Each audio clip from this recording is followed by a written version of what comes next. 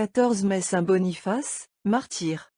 L'apôtre des gentils, expliquant le mystère de la Pâque, nous apprend que le baptême est le tombeau de nos péchés, d'où nos âmes s'élancent, glorieuses et rayonnantes de vie, à la suite du Rédempteur. La foi catholique nous enseigne que celui qui donne sa vie pour Jésus-Christ ou pour son Église, lave dans son propre sang toutes les taches de son âme, et ressuscite à la vie éternelle, obtenant ainsi une seconde fois le privilège du baptisé, bien qu'il ait déjà été marqué du sceau unique et ineffaçable de la régénération. Or voici qu'aujourd'hui un pécheur purifié par le martyr, baptisé de nouveau dans son sang, est admis à partager la gloire des compagnons de Jésus ressuscité. Boniface a scandalisé Rome par une vie coupable. Tout à coup il a entendu l'appel de la grâce divine, et sans regarder derrière lui, il est allé se placer au premier rang des athlètes du Christ, n'aspirant qu'à effacer sous l'effort des tourments les souillures que les voluptés de la chair lui avaient fait contracter. Transformé par la souffrance, il brille en ce jour, aux yeux de la chrétienté, d'un éclat non pareil, et vient ajouter au diadème de notre divin triomphateur une pierre précieuse d'un reflet tout nouveau. La Sainte Église consacre à ces combats le récit abrégé que nous reproduisons ici. Saint Boniface, citoyen romain, avait eu un mauvais commerce avec une noble dame nommée Aglaé. De conçut une si grande douleur de cette conduite, que, pour en faire pénitence, il se consacra tout entier à rechercher et à ensevelir les corps des martyrs.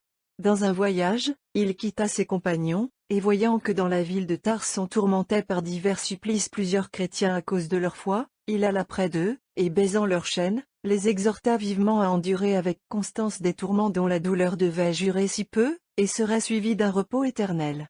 Il fut arrête, et on déchira son corps avec les ongles de fer. On lui enfonça ensuite des roseaux pointus sous les ongles des mains et en diverses parties du corps, et on lui versa du plomb fondu dans la bouche. Au milieu de ces tourments on ne lui entendait dire que ces paroles, « Seigneur Jésus-Christ, Fils de Dieu, je vous rends grâce ». On le jeta ensuite la tête en bas dans une chaudière de poix bouillante. Il en fut retiré sain et sauf. Alors le juge, transporté de colère, ordonna de lui trancher la tête. Au même moment il se fit un grand tremblement de terre, et ce prodige convertit beaucoup d'infidèles à la foi du Seigneur Christ. Le jour suivant, ses compagnons, qui le cherchaient encore, ayant appris qu'il avait souffert le martyre, rachetèrent son corps pour 500 pièces d'argent, et, l'ayant embaumé et enveloppé de linceul, ils le firent porter à Rome.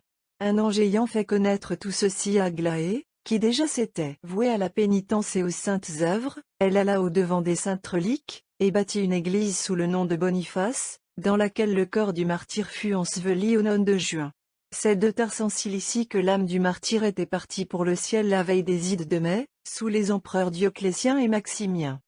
Votre retour, ô Boniface, causa aux esprits célestes une joie supérieure à celle qu'ils ressentaient de la fidélité de 99 justes.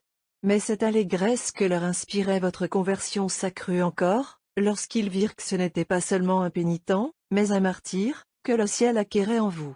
Recevez les félicitations de la Sainte Église, qui se glorifie de vos victoires. Rome conserve encore votre dépouille sacrée dans le sanctuaire qui s'élève, au mont Aventin, sur l'emplacement de la demeure de celle qui fut la complice de vos égarements et l'émule de votre pénitence. L'un et l'autre vous attestez la puissance des miséricordes de notre divin ressuscité, qui vous a rappelé de la mort de l'âme à la vie de la grâce. Saint martyr, prenez pitié des pécheurs que la Pâque n'a pas ramenés au pied du Rédempteur. L'Alléluia a retenti, et leur sommeil de péché n'en a pas été troublé. Priez, ô saint martyr, priez pour leur réveil. Les heures sont comptées. Et qui sait s'il sera donné à ces morts volontaires de voir se lever une autre Pâque. Nous espérons cependant encore en la miséricorde divine, qui a donné sa mesure en faisant de vous et d'Aglaé deux vases d'élection. Nous prions donc avec vous, ô Boniface, pour la résurrection de nos frères. Nous nous faisons de l'espérance une armure, dans cette lutte pacifique contre la divine justice qui aime souvent à être vaincue par la prière. Aidez nos vœux de votre suffrage, et plusieurs de ceux qui sont morts revivront, et ils réjouiront comme vous les saints anges par leur